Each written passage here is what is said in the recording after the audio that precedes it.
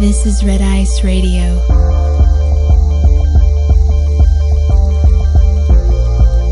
From the dream to reality.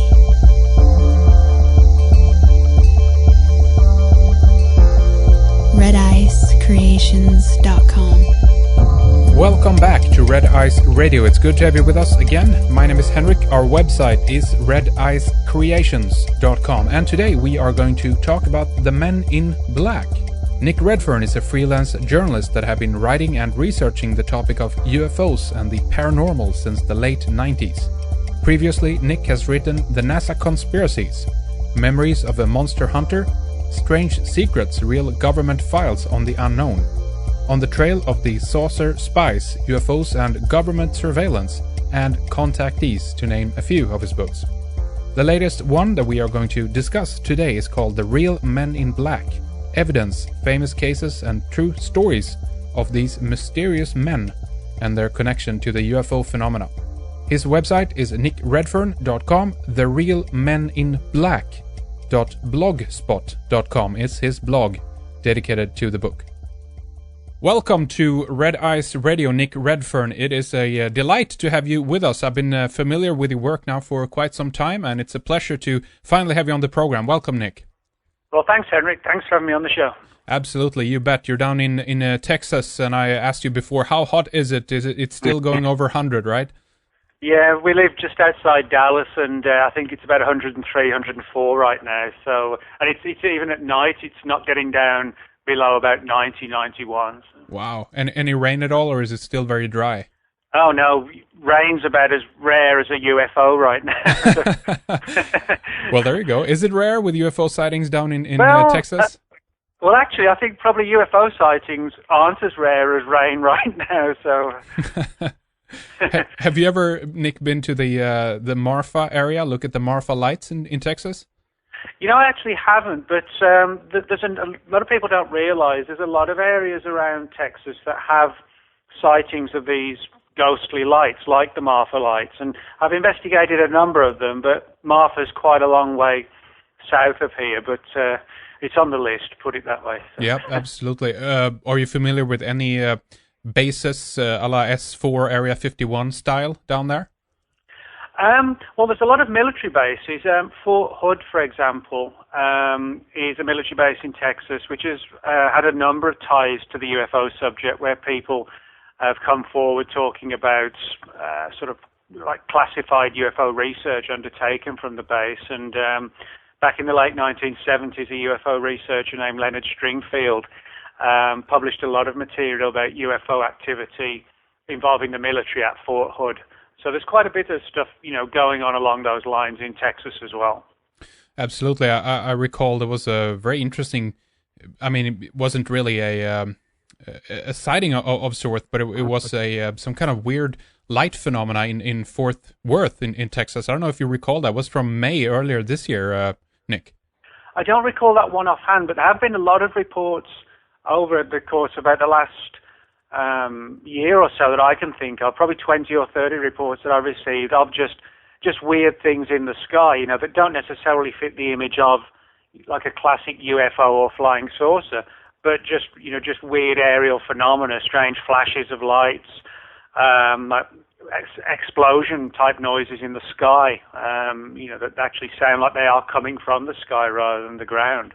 So, Texas is kind of a weird state where we get a lot of strange UFO activity going on. Absolutely, and of course we're here primarily today, Nick, to talk about strange things on the surface of the Earth, about your book, The Real Men in Black, a really interesting subject that I don't think we've specifically, directly talked with anybody about before. So this is going to be really exciting. Maybe you can just set the tone a little bit for us, Nick, and just tell us about the outline of the book, if you will, the main theme that you're running through. Yeah, sure. Well, basically, I'm sure most people who, when they think of the Men in Black, they naturally think of the Hollywood movies starring Will Smith and Tommy Lee Jones. And the movies, they're interesting, fun-packed adventures, but a lot of people don't realize that the movies were based on a comic book series of the same name, which were inspired by real life encounters with Men in Black style characters. Now, as I said, a lot of people just assume that they're creations of Hollywood. So one of the things I wanted to do was to set the record straight and demonstrate to people that the Men in Black phenomenon is a very real one. And also, a lot of people, even within the UFO research community, thought that the Men in Black mystery was a very old one, from the 1940s through the 60s, and then it had kind of vanished or gone away. But the reality is I've been able to find reports right up until the present day, literally like 2009, 2010. So that was the other reason to write the book, was to demonstrate this is very much an ongoing mystery. And so the fact that I've been able to uncover a lot of new cases as well was one of the reasons why I felt that the time was sort of right to put out a new full-length study of the Men in Black mystery. Absolutely. I think there is two men that seems to be kind of at the root of the phenomena, at least in the beginning of describing it and making it kind of known, I guess. Albert K. Bender and Gray Barker. Talk a little bit about that, Nick. Yeah, sure. Well, Albert Bender was probably the one person more than anybody else who was responsible for kicking off, if you like, and beginning the Men in Black mystery. Now, Bender grew up in a place called Bridgeport in Connecticut, USA, and even back to his teens, he had an interest in paranormal phenomena and sort of horror phenomena, both in the world of fiction and fact. He actually developed a big interest in things like the Bermuda Triangle and UFOs in the post-World War era, in the post-Second World War era. But he was also very interested in the writings of people like H.P. Lovecraft and Edgar Allan Poe. So he was someone who, sort of straddled fiction and fact when it came to having an interest in paranormal phenomena. And in 1952, Bender set up an organization called the International Flying Saucer Bureau. And the idea was to basically put a group together in the United States which would have a network of contacts. And the group actually took off far bigger, I think, than and on a much larger scale than Bender probably anticipated. And chapters of the group were set up in England and Australia and elsewhere, and it really became a large-scale organization. And this was made all the more mysterious by the fact that barely a year after Bender established the group, when it was doing really well and it was very successful, he closed the group down. He completely shut it down without warning and alluded to two of his friends, that he'd been visited by three Men in Black. And they'd essentially told him if he knew what was good for him and he wanted to stay healthy and alive, he would leave the UFO subject and walk away, which is exactly what he did. And this really sort of gave birth to the Men in Black mystery and the legend. And from there what happened is that Gray Barker, who was a friend of Albert Bender and also a fellow UFO researcher, who was a very good author also, a very sort of imaginative author who could, he could tell a non-fiction story, but he had a very imaginative way of doing it. And he related Bender's experiences in a 1956 book called They Knew Too Much About Flying Saucers. And this reinforced the scenario of the Men in Black going around, very often in groups of three, and silencing people. So really between the two of them, Bender and Barker were the two guys who really kind of kicked off the entire Men in Black mystery. Absolutely, it's very interesting their story and the connection and things that have happened since that time, obviously. But why don't we talk a little bit about, I guess, run through some of the theories about what or who they are. There is, as far as I understand it as well, Nick, references to the fact that these beings, people, what have you, have been around further back into history as well. I remember actually listening to a presentation by John Keel, who brought up some attention to this topic as well, about them being connected with the Sami people of the north, or the Laplanders. Have you heard about that, Nick? Yes, I have. I mean, one of the interesting things about the Men in Black is that they don't seem to have just one point of origin.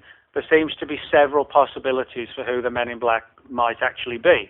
Now, there's absolutely no doubt in my mind at all, that some Men in Black can be explained as people working for the government. There's no doubt about that, because we have some files which have surfaced through the Freedom of Information Act, both in the US and the UK, which do talk about how people have had strange visits. You know, they talked about them in the past, and then years later, the official files have surfaced. So there's no doubt that there is a government angle, which is kind of similar to that portrayed in the Men in Black movies. But as well as that angle, there's another side to the Men in Black, where many of the Men in Black actually look and sound and act very, very weird. They're often described as being perhaps only sort of 5 feet to 5.5 feet tall, very pale skinned, almost looking like anorexic or anemic. And they don't seem conversant with our mannerisms. They very often have widely set eyes or bulging eyes, and they look strange. And this has led to a number of theories being put forward for this second category of Men in Black. Everything from, are they aliens? Could they be some sort of ancient human race? Are they paranormal? Are they time travelers? These are the sort of the main theories that are being put forward that goes beyond the straightforward government angle, if you like. And is there any of those at this point that you favor? Is there any evidence that seems to suggest one over the other? Well, I mean, as I said, there's no doubt in my mind that there's a government aspect to it. Now, when it comes to the weirder Men in Black, you know, however we define what the paranormal might be, I think they fall in this second category of Men in Black, fall into that particular area, the paranormal. But exactly what the paranormal is, and that's the big question. Right. You know, does it mean they're supernatural? You know, do they come from another dimension, another time? I mean, it's difficult to say, but when you see the reports and you speak to the witnesses, it's very, very clear that, you know, they go far beyond, you know, just the idea that they work for the FBI or the CIA or something along those lines. So. Do you know, Nick, if there's been any footage or photos taken of one or several? Yeah, I've actually got a couple of photographs reproduced in the book, both of which, interestingly enough, date from the 1960s. And one of the photographs was taken by a man named Timothy Green Beckley. And Tim is still involved in the UFO scene today.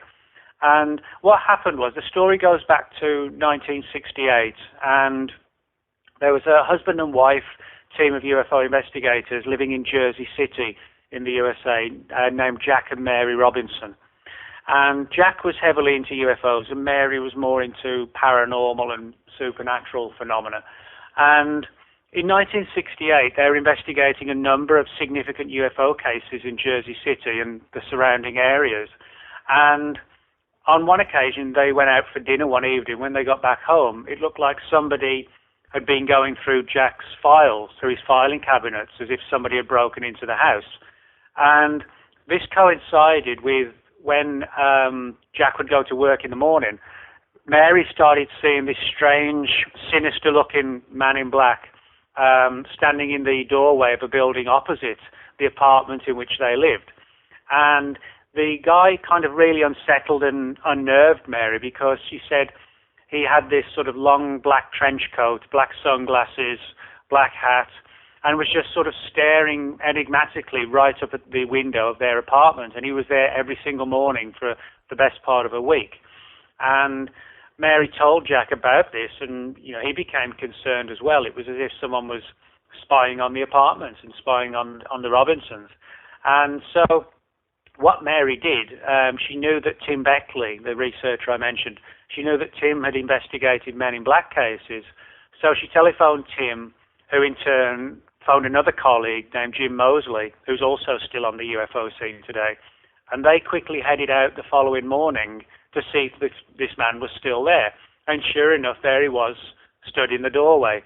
And so Tim quickly snapped a photograph of this guy, and I reproduced this one in the book. And he looks kind of weird and enigmatic. He literally is just standing in the recess of the doorway, yeah, staring outwards with kind of like a blank zombie-like expression on his face. Now, this is just one of two pictures of the Men in Black we have.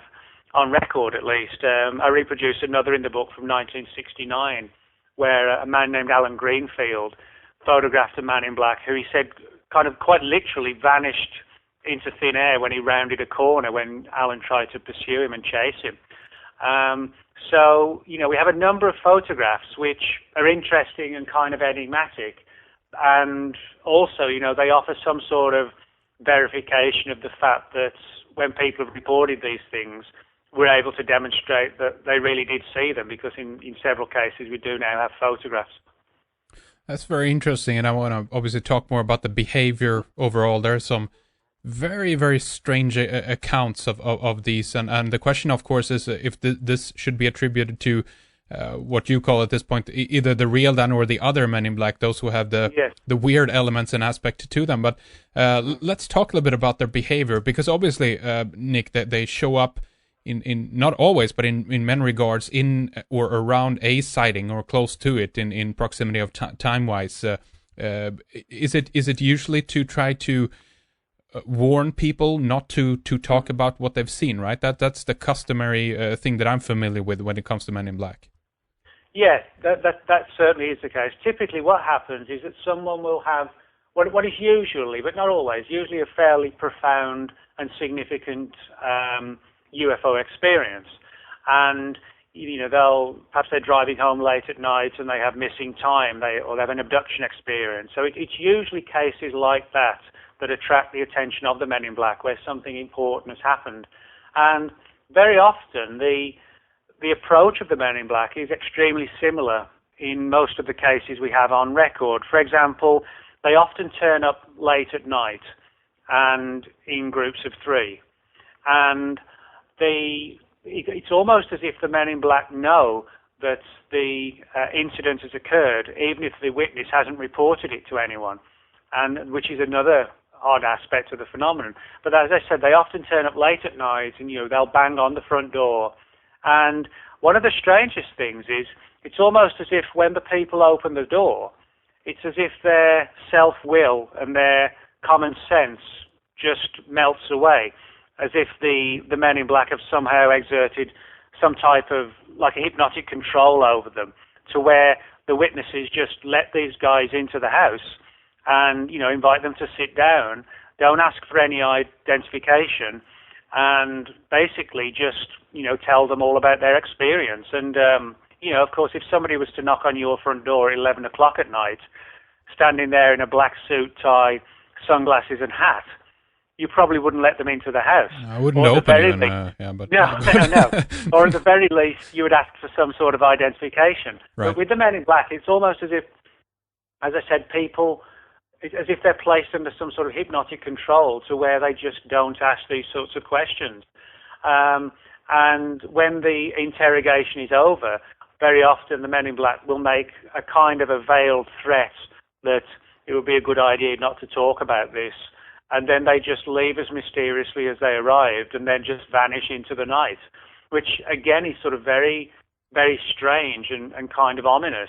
But it's something that's been reported literally from all around the world, this particular aspect of the MIB and how they behave. So that is sort of the typical scenario that we have. And as I point out in the book, it seems to have parallels. We can go back hundreds of years into things like vampire accounts and see a lot of parallels with sort of black-suited Men in Black today and black-cloaked vampires from, the 17th and 18th centuries and things like that. Yeah, it's a very interesting story. And if we talk about the aspect that is brought up in the movie, then the fictional movie, they have a device. Obviously, they have a form of technology to decapacitate the people that they are influencing, if you will. They have a memory control, almost a time control as well. Do you think that there could be any truth to that they might actually have a set of technologies, advanced technologies that we don't know about or have access to? Yeah. Well, I mean, it's possible. I mean, I have to be honest, I've never come across evidence actually of technology being used, but certainly the big thing that the real life Men in Black have with the Hollywood equivalents is that they do exert deep control over the person they're interviewing. Now, of course, in the in the movies with Will Smith and Tommy Lee Jones, they have this device that makes the person forget the incident, and then they feed them a false memory of what occurred. That they saw Venus, or they saw, a meteorite or something like that. Now, we don't quite get that in the real cases, but as I said, we do have the men in black exerting a lot of control over the witness, and they very do often try and tell them that the sighting had a mundane explanation and they shouldn't worry about it. So, in that respect, there are a lot of deep similarities, as to how and why they seem to be able to manipulate people. Is there evidence that seems to suggest that when it comes to warning about, not talking about the sighting, that those could be possibly attributed to the CIA/FBI version of the Men in Black? Yes.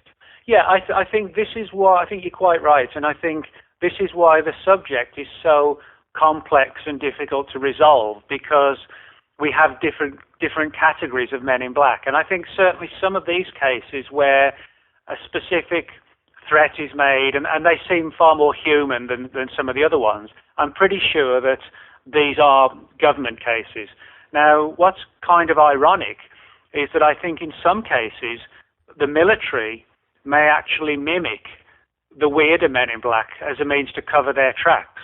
If somebody talks about seeing a weird man in black, most people probably wouldn't believe it. So I think the men in black mythology, or the weird aspects, actually serves the government well if they can kind of exploit it and use it to their own ends as well.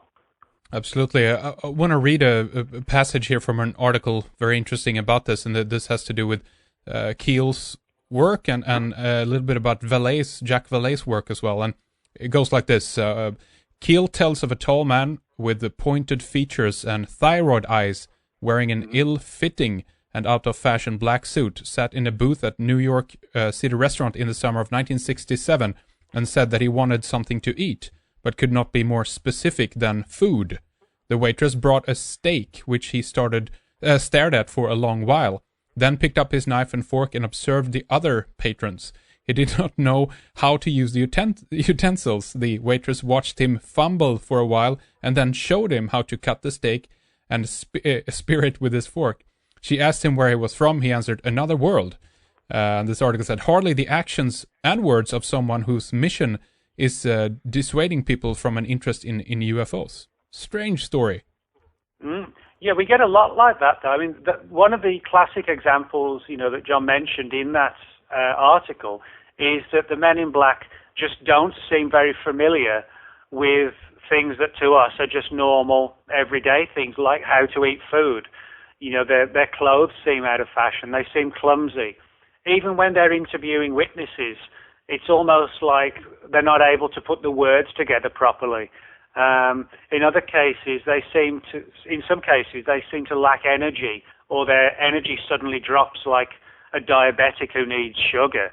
They almost as if, their energy is just winding down to nothing. So we get a lot of these very strange aspects that we can typically ascribe to the men in black. When people say they've been visited by someone and they didn't understand how to hold a cup and saucer and things like that, these are all good indications that we're dealing with the weirder aspect of the men in black, if you like. Let me read you another passage here as well, as it kind of continues. In May of the same year, this is 1967, a figure identifying himself as Major Richard French of the U.S. Air Force entered the restaurant of Miss Ralph Butler in Owatonna, Minnesota. French had an olive complexion and pointed features and dark hair that was much too long for an Air Force officer. Mrs. Butler thought. He was dressed in civilian clothes that seemed brand new. Butler saw the soles of his shoes, and they were absolutely unscuffed. Otherwise, he appeared unexceptional until he complained about an upset stomach, and Butler brought him some Jell-O. And the story continues, and I know that you talked about this one as well, that he cannot eat the Jell-O properly. He's trying to drink it.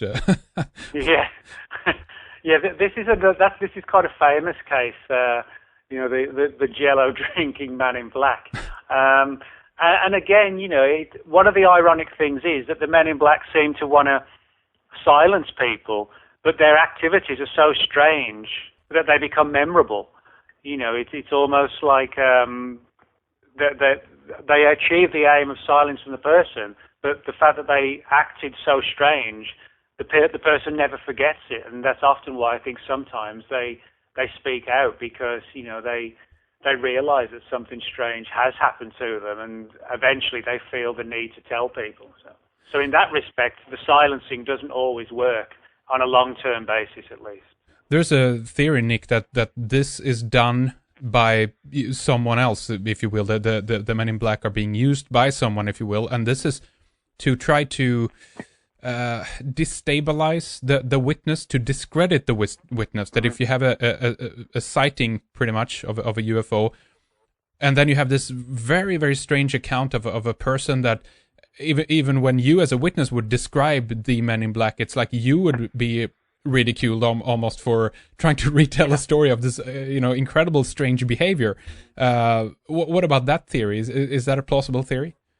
Oh yeah, I think that's very possible, and actually I think that is part of the mystery. I think if I don't think the purpose of the Men in Black visiting people is just solely to silence them. I actually think you're right that part of it is to make the witness look ridiculous or make them look like a fantasist. Because, if you have a genuinely strange and significant UFO experience, even people who aren't that familiar with the UFO subject might listen to you, your friends or somebody, your next door neighbor, that sort of thing.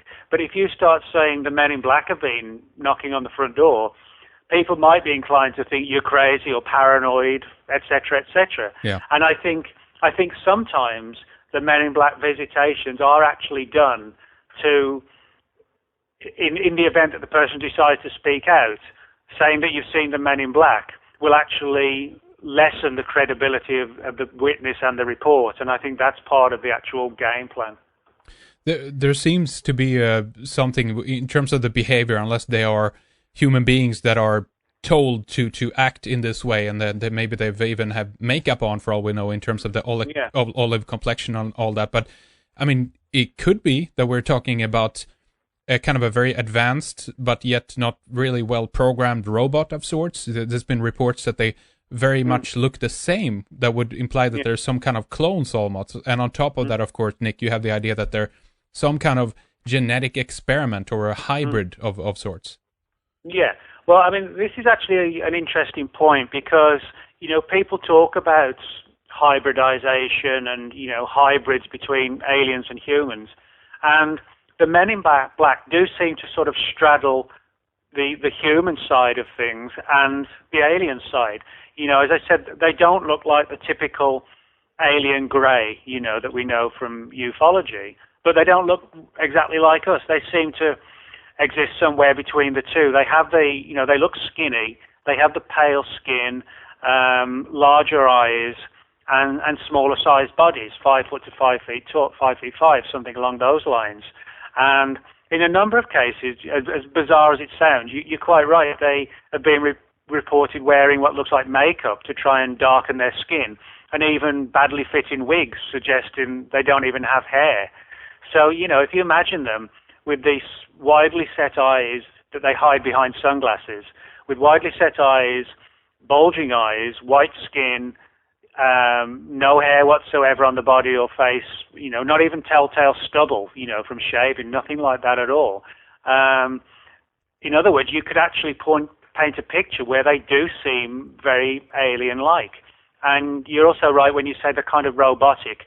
One of the words that a number of witnesses have used is zombie-like, in the sense that they seem almost to sort of shuffle along, and so almost only vaguely aware of their own existence or their own role and job.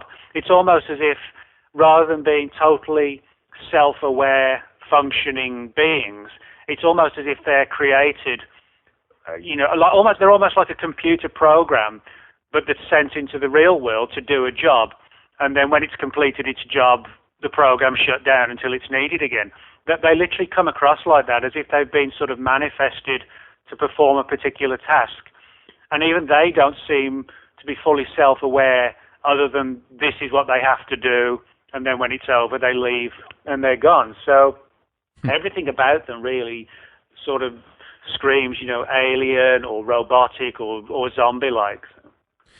What about the time travel idea or theory? These accounts that they are basically vanishing sometimes, maybe not directly in front of somebody's eyes, but as you alluded to earlier, they turn around the bend of a building and then they're gone. Or in some cases, we hear stories about there's no trace of transportation. They might be visiting a house far out onto the countryside, and they close the door, and when the witness, if you will, looks out the window, they're gone, and there's no car there either.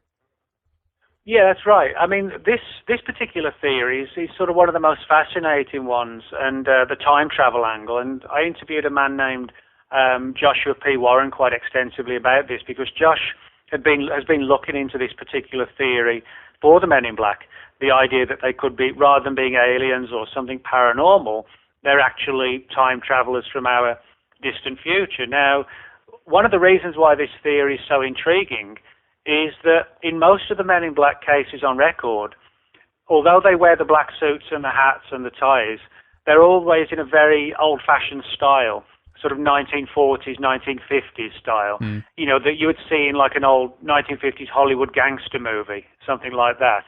That they have the fedora-type hats, as they call them, the skinny black ties, and they even drive old-fashioned 1950s, 1960s type cars with like the shark fin tails and white wheels, that sort of thing, but just totally black cars.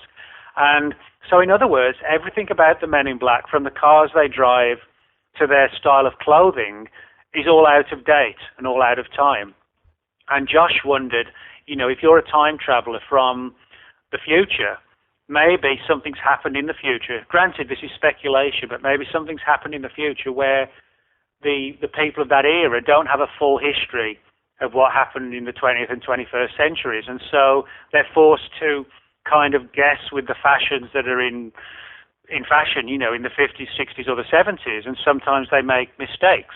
And Josh also made a good point, the fact that if you are a time traveler and you're coming back to 2011, and then the next hour you're in 2010, 2001, then back to 1941, up to 1958, then 1967, then back to 1939. The black suit, tie, and hat probably is one costume or outfit that you could wear throughout those entire decades, right, and not really be noticed too much. You in other words, you couldn't go back to 1910 and wear a Nirvana T-shirt and combat boots, because if somebody took a photograph and found it today, your cover would be blown. Yeah. But probably from 1910 to 2011, you could wear a black suit and not be noticed anywhere. Mm-hmm. Yeah, see, that makes sense. And that would imply, obviously, also that they're specifically interested in possibly a certain time frame here then, because, again, that would just entail them to, pretty much travel within, as you said, from 1910 pretty much up to, well, they can still be here up to today, but today it's being reported, that they're kind of outdated clothes-wise and so forth.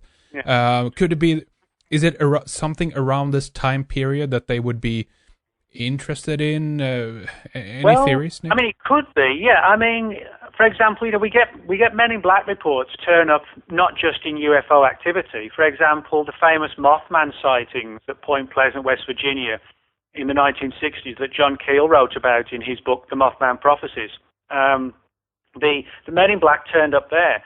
Now, you could speculate that, if the Men in Black are time travelers, they might want to come back and, turn up and try and figure out some old unsolved mysteries. So they turn up, maybe they're not connected with Mothman. Maybe they were coming back, as a history project or something to try and determine what Mothman was. I mean, Another example, there were a lot of Men in Black type figures. Now, granted, some of them could have been government people, but a lot of Men in Black type figures were reported around Dealey Plaza when President Kennedy was shot. Now, you could argue that was one of the most sort of historic events of the 20th century, which is still shrouded in controversy and mystery. So if you're a future historian and you want to really find out who killed Kennedy, you come back to 1963 and hang around, the grassy knoll trying to find out. So maybe maybe that's what some of these men in black were. You know, they're literally like historians trying to solve the Kennedy assassination. Observers, they're trying to piece together the truth of certain matters in history, perhaps. Yeah. It could even mean that there actually are agents of future humans, actually, in that one sense. Then, but the only one who can be sent back in time would be a kind of a biological robot or some kind of clone, you know. Yeah, it could be, and I mean, you know, again, we're talking obviously about speculative things, but Sure. I mean, it may well be the case that, you know, to cope with the rigors and the traumas of time travel, you know, we may need to be sort of biologically altered. You know, it's kind of like with space travel, even with our astronauts now, you know, the relatively short times they spend in space, when they come back to Earth, if they've been up there for months, you know, they have trouble walking for a while because their muscles have gone weak. That's right. So in other words, you know, if we're experiencing that sort of thing with space travel today, you know, you could argue that if in the future we could be genetically altered to cope with the rigors of space travel, maybe something similar needs to be applied with respect to time travel. And maybe, you know, the weirder men in black, the reason they look strange is because they literally have been biologically altered to survive, you know, whatever the traumas are that are associated with time travel. I heard a story about Oswald, Lee Harvey Oswald, who, you know, the alleged shooter of JFK, and that he reported, or maybe it was someone who witnessed this, but there was some kind of encounter with Men in Black as well. He was taking care of a few Men in Black. Have you heard that story? Yeah, there's a couple of stories about Oswald that actually tie in with the Men in Black mystery. One is that he actually did sort of hang around, particularly when he was in the New Orleans area, with sort of shadowy guys in black suits, you know, and they would meet up, etc. They would be seen in cafes and restaurants, and I think in retrospect, some of those probably were intelligence guys. I'm pretty sure of that. Yeah. But on the other hand, there have been people who've said that they saw Oswald in one location where other people said they clearly saw him in another place at the exact same time. And one of the interesting things about the Men in Black is that there are a number of cases on record where they've actually impersonated someone, and somebody is sure that they've seen, you know, so for example, this happened with John Keel, where somebody said that they'd been threatened by Keel, and when they saw a picture of him, they said that was the guy who threatened me, and he had a black suit on. But Keel could prove he wasn't even in the area at that time. And this has happened with people like Gray Barker also, where, you know, it was almost like a doppelganger appeared, but dressed as a man in black. And so, you know, we have this parallel with Oswald as well, where, you know, there have been literally like numerous Oswald reported, like in Dallas, in New Orleans, and in Mexico, when, you know, it clearly couldn't have been the same person running around in such a short time period. There's another interesting portrayal, and this comes up in modern fiction as well. There's a movie called Dark City. There you have kind of administrators of this kind of experiment. They're messing around with people and trying to study their behavior. Basically, they have pale skin, they talk strange, and it's very much the Men in Black scenario right there. Yeah, actually, Dark City is a very good film, and if you look at the Men in Black in that movie, that's pretty much how the real Men in Black look. You know, they don't look like sort of Will Smith or Tommy Lee Jones. You know, probably the best portrayal of a Man in Black is Richard O'Brien's portrayal in Dark City, where he looks sinister and skinny and weird, and, you know, they come out at night in groups of 3 or 4, and they kind of hide in the shadows and menace people. And but you're right that in the movie they come across as, you know, they're sort of manipulators of the people in this constructed city. You know, they don't realize it's actually like a created gigantic spacecraft in many respects, like a created world. They don't even realize they're not on Earth. But the central premise is that these sort of Men in Black are sort of caretakers, if you like, who manipulate the people. And I think there's, you know, a good argument to be said that that's what the Men in Black in reality seem to do. You know, they turn up and manipulate people, and we kind of have this idea that, you know, they're sort of, you know, manipulating things behind the scenes for a bigger picture that we're not really seeing properly yet. Absolutely. I don't know if you ever watched the fairly new television series over in the States called Fringe, and they kind of show Yes, yeah. this pretty much accurately as well. Very interesting, weird. They even actually in there have this account of one of them sitting down and eating this whole sandwich without even chewing it, basically. You know. Yeah, they've obviously. Yeah, I remember when that first surfaced over here in the US. They obviously were very, inspired by the real life Men in Black reports by the guys, they have in the film. In the TV series. They look very Men in Black like, and they did a sort of a good job of applying the Men in Black mystery, to the Fringe scenario. Absolutely. Why don't we talk a little bit more here? I want to discuss the occult aspects to this as well. The influences, if you will, of the occult. If we go back again to the originator, and remind me again, Nick, if we're talking about, was it Bender or was it Baker that was into the occult here? Well, actually, it was both of them. Both of them. So, okay, there you go. Bender was the guy who really began the Men in Black mystery, if you like, in history. And as I said, Bender was heavily into things like occultism, Ouija boards, ghosts, paranormal phenomena in the real world.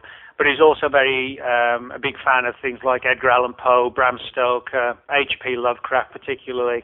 And he was someone who developed a fascination, for both fact and fiction when it came to the paranormal. Now, when we talk about the occult angle, or if Bender was just sort of a one-off person who, said that he happened to have an interest in UFOs and the paranormal, we could say, well, so what? It's not that significant. But one of the things I found doing the research, and I specifically referred to this quite extensively in the book, is a number of people who'd had Men in Black experiences had actually been dabbling with Ouija boards beforehand, and they'd been kind of trying to contact dead relatives or whoever, and had opened a doorway or a portal to something at least, which potentially allowed these Men in Black, or at least one category of these Men in Black, into our realm of existence. Whether it's a portal or a doorway to another dimension or some supernatural realm, who knows? But the very fact that a number of witnesses were dabbling and using Ouija boards prior to the experiences is significant, because reports along these lines have surfaced, from wildly different countries. And on top of that, a number of people who had MIB experiences in the days afterwards and immediate days and weeks afterwards, several people reported quite violent poltergeist activity in the house. Now, of course, there's no real way to reconcile that with, somebody turning up from the CIA. That goes far beyond anything really, in my mind at least, that the government could be involved in. So, again, we seem to have a paranormal category to the Men in Black, or a supernatural category. The problem is, of course, people use the terms like paranormal and supernatural really without an understanding of what the phenomena might be. And that's the biggest problem we face, is not the fact that they may be strange and exhibit strange phenomena and may be tied in with Ouija boards, but why that is. I don't think it's as simplistic as, they're coming out of hell or whatever. Sure, that's more like, to me, the terms heaven and hell are more, I guess, sort of, a lot of people probably won't like it when I say this, but they're kind of like control factors. It's true. They put fear in people, and the fear of going to hell, or the guilt if you do this you're going to burn in hell. It's almost like a controlling metaphor, but it doesn't mean there might not be a form of life after death or a supernatural realm. But I think the important thing is we take it out of the simplistic belief systems that have developed, throughout worldwide religions. But it still means, to me at least, I think that there's some sort of paranormal realm where the MIB seem to be coming from. It's interesting because obviously that has to do with the kind of a theological perspective as well. We put the intentions behind that, if it's good or bad or evil or what have you. But I found another interesting bridging gap, if you will, between this. If we look at the world of sci-fi again, there was a Christian writer. I think he was raised Roman Catholic, and he wrote the book that later became the movie Knowing. And in there, you also have these very, very interesting Men in Black type figures, which I don't want to spoil it for anybody, so turn it off for a few seconds here. But the angels you see at the end there, if you will, there's a correlation there that the MIB in that case is kind of like the angelic force that you can allude to in the Bible, right, Nick? Yeah. Yeah, and I think, one of the things about the Men in Black that a lot of people probably only think of when it's brought up, subconsciously, if these guys turn up in black suits, black ties and hats, etc., and they look stern, our immediate reaction is to think, they're not the friendliest guys around and they're our enemy. Yeah.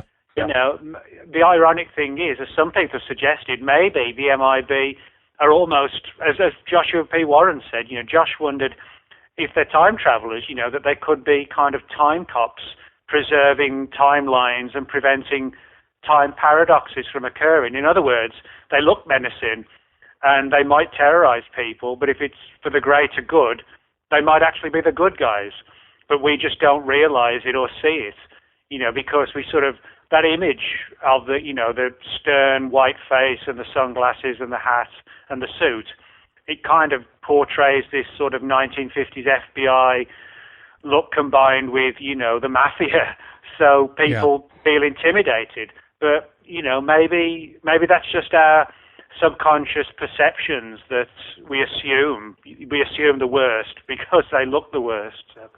Well, that's interesting because obviously the early 1900s and up to now or 50s and 60s, you have a world which is rapidly changing with the industrial era. We have world wars around that. We have atomic explosions and nuclear technologies and everything.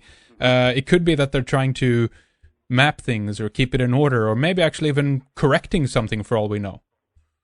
Yeah, and again, I think the biggest problem of all is because we only have sort of fragmentary stories of the Men in Black. We've never actually physically captured one, and we just have the witness reports as good evidence.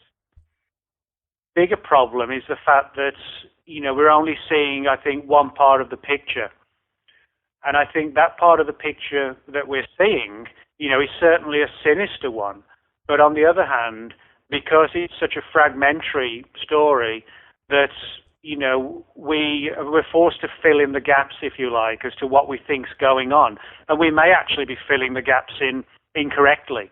As I said, they look sinister, they sound sinister, so the tendency is to think the MIB are the bad guys of ufology. Maybe they're just trying to work out what's going on, and they're from some other realm. Maybe they're like the human race. We're neither good nor bad.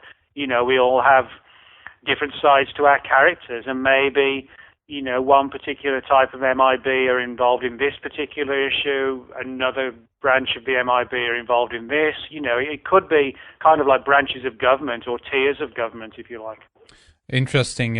One thing that you're alluding to, obviously, is that more data is needed, and there's more of this that we haven't talked about yet that I want to continue to talk more with you about here, Nick, in the next segment. So why don't we take a little short break here in between the segments here. But let's talk a little bit about your website. And obviously, again here, we want to reference people to, of course, the book. That is what we're talking about here. Your website is nickredfern.com. And then the full title of the book is The Real Men in Black, Evidence, Famous Cases, and True Stories of These Mysterious Men and Their Connection to the UFO phenomena. And Nick, can people find more information on the website, or where would you like to direct people to pick up a copy of the book? Yeah, sure. Well, I've actually got a blog dedicated to the book, which is called therealmeninblack.blogspot.com. And people can obtain the book via a link at that blog. And I've also got listed there where I'll be lecturing about the book and things like that. So, if anybody wants to find out more, if they go to therealmeninblack.blogspot.com, and they can also contact me there, and I'll be happy to chat and email with people if they have any questions as well. All right, excellent. We will have the link up to the blog as well, so people can click through easy from our website. Stay with us, Nick. We'll continue to talk more here in the next segment. Stay with us as we proceed in our members area for the second hour with Nick Redfern on the Men in Black. We tie in the topic of the Mothman, shadow people, tulpas or thought forms. And we ask how much movies have influenced people seeing Men in Black and how it all connects with the UFO phenomena. Log in or subscribe at redicecreations.com to access this or any of our previous programs. Coming up on Red Ice Radio, we have Hugh Newman, John Coleman, Penny Pierce, Robert Boval, Kevin Annett, Will Hart, Ken Thomas, Marsha Schaefer, Bob Dean, and Rosalind Peterson, to mention a few. Stay inquisitive, stay open-minded, and stay tuned to Red Ice Radio as we continue to bring you the most fascinating and important topics. Hour 2 with Nick Redfern is coming up.